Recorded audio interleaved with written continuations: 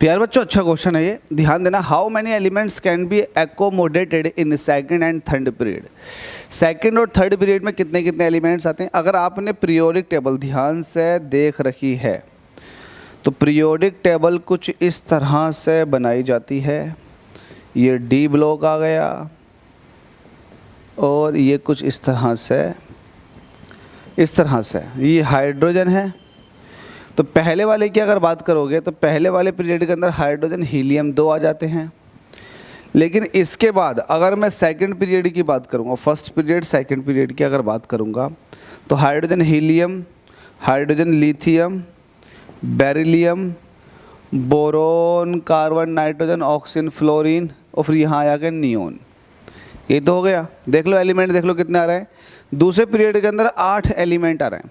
तो पहली बार जहाँ भी 8 दिखाई दे स्टार्टिंग में वो सही है। 8 यहाँ से स्टार्ट हुआ, 8 यहाँ से।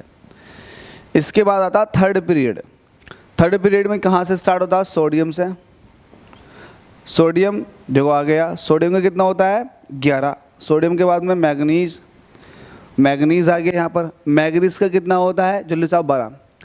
यहाँ पर एल्यूमिनियम आ गया। इस तरह से होते होते होते होते यहाँ पर कहानी पहुँचती है यहाँ पर आर्गन तक, 18 तक।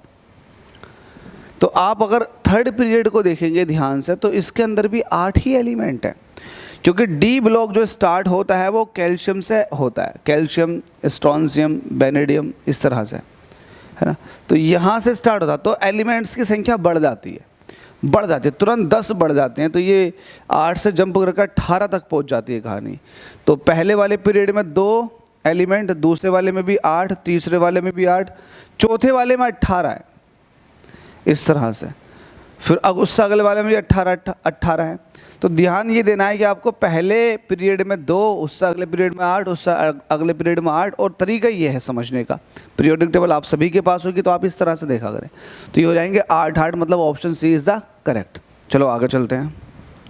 पीरियोडिक टेबल को आप याद करो, जिसके जितनी अच्छी पीरियोडिक टेबल उसके उतने अच्छे क्वेश्चंस।